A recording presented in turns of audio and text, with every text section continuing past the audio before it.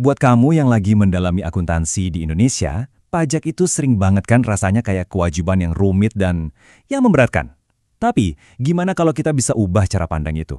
Gimana kalau pajak justru bisa jadi alat strategis yang super kuat? Nah, di pembahasan kali ini, kita akan sama-sama merakit sebuah toolkit esensial buat akuntan modern untuk benar-benar menguasai fasilitas pajak di Indonesia. Oke, ini dia agenda kita. Pertama, kita bakal ubah mindset kita dulu soal pajak. Dari sekedar beban, jadi sebuah peluang. Terus kita isi toolkit kita dengan berbagai fasilitas penting, mulai dari PPh sampai PPN. Dan yang paling seru, kita akan lihat gimana semua ini bekerja di dunia nyata, lewat sebuah studi kasus. Siap? Yuk kita mulai. Oke, bagian pertama, kita mulai dengan melihat pajak sebagai sebuah peluang strategis. Ini penting banget. Daripada kita cuma pusing mikirin berapa ya pajak yang harus dibayar, yuk kita coba ganti pertanyaannya jadi, gimana caranya struktur bisnis dan pajak ini bisa saling bantu buat tumbuh lebih cepat? Nah, ini dia pertanyaan kuncinya. Karena kalau kita paham fasilitas yang disediain pemerintah, itu bukan cuma soal ngirit pajak loh, tapi ini soal mengubah perencanaan pajak jadi salah satu mesin pendorong pertumbuhan bisnis.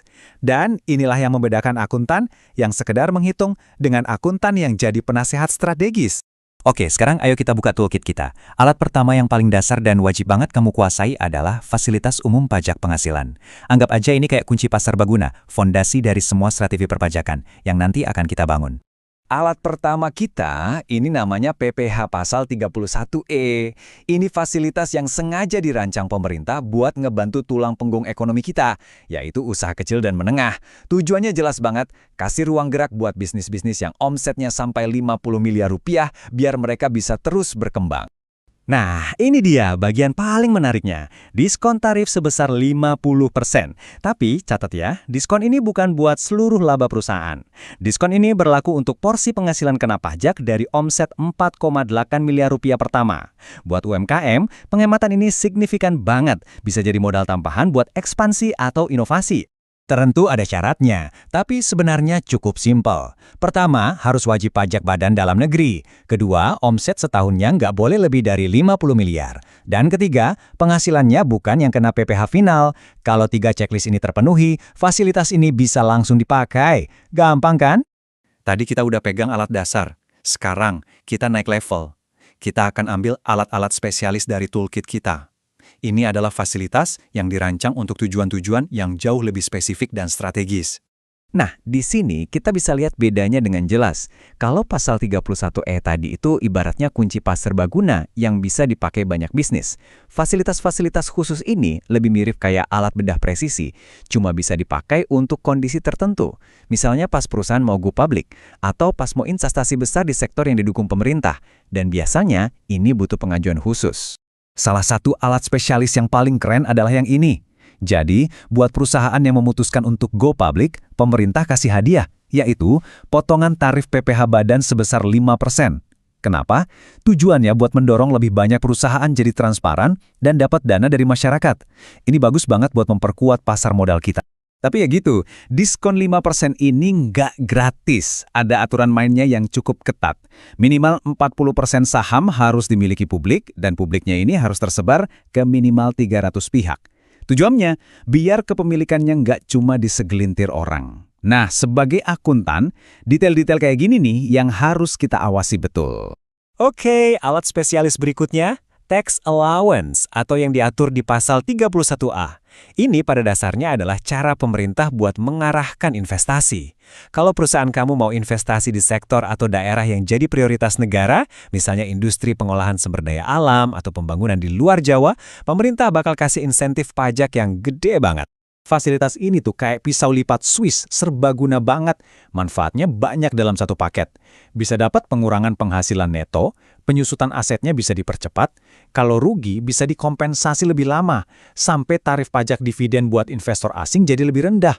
Kombinasi ini semua bisa banget mengubah hitungan proyek dari yang tadinya kurang menarik jadi sangat menguntungkan. Eits, toolkit kita belum lengkap kalau cuma ngomongin PPh.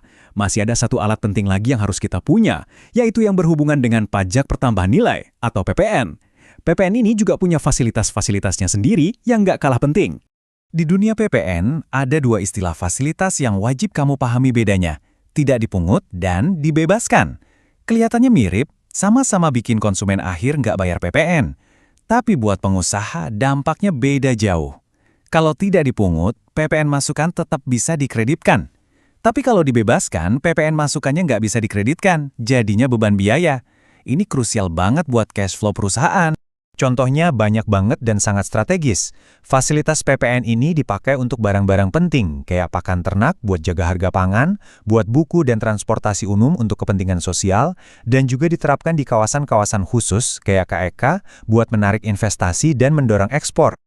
Oke, teorinya udah cukup. Sekarang waktunya kita lihat gimana semua alat-alat di Klik Toolkit kita tadi bisa dipakai bareng-bareng di dunia nyata.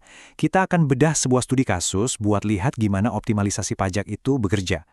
Yuk kita kenalan sama CV Ternak Sapi. Ini bisnis peternakan yang lagi sukses dan punya rencana ekspansi besar-besaran. Mereka siap investasi 225 miliar rupiah. Pertanyaan besarnya adalah, dengan status mereka sekarang sebagai CV, gimana ya cara terbaik buat tumbuh tanpa dihajar pajak yang besar? Nah, mereka ini lagi di persimpangan jalan. Jalur A, tetap jadi CV. Simple, nggak ribet, tapi ya itu, nggak bisa nikmatin insentif pajak apa-apa. Jalur B, berubah jadi PT Terbuka atau TBK. Prosesnya lebih kompleks, tapi ini membuka gerbang ke berbagai fasilitas pajak yang udah kita bahas tadi. Jadi, strategi yang paling optimal itu kayak main catur, butuh beberapa langkah. Langkah pertama, ubah dulu statusnya dari CV jadi PT. Ini syarat dasarnya. Langkah kedua, setelah jadi PT, langsung go public atau IPO buat dapetin diskon tarif PPh. Dan langkah ketiga, ajukan tax allowance untuk investasi barunya. Keren kan? Satu langkah membuka pintu buat langkah berikutnya. Dan inilah hasilnya. Kelihatan jelas banget kan? Strategi B, yaitu menjadi PT TBK, menang telak. Pertama, ada tax allowance yang motong dasar pengenaan pajaknya. Udah gitu, tarif pajaknya juga lebih rendah. Hasil akhirnya, total pajak yang harus dibayar jadi jauh lebih rendah. Ini bukti nyata, kalau perencanaan pajak yang cerdas itu benar-benar bisa menciptakan nilai. Jadi, poin utama yang harus kita bawa pulang dari pembahasan ini adalah perencanaan pajak yang cerdas itu bukan soal cari-cari celah hukum, sama sekali bukan. Ini adalah tentang seni menyelaraskan strategi bisnis perusahaan dengan insentif yang memang sengaja disiapkan pemerintah untuk mendorong kegiatan ekonomi. Nah, inilah kenapa semua yang kita bahas ini penting banget buat kamu. Dengan menguasai toolkit ini, kamu bukan lagi sekedar akuntan yang tugasnya cuma menghitung angka. Kamu bisa jadi seorang penasehat strategis yang mampu mengubah pengetahuan pajak menjadi keunggulan kompetitif dan jadi salah satu motor kesuksesan sebuah bisnis. Sekarang pertanyaannya kembali ke kamu.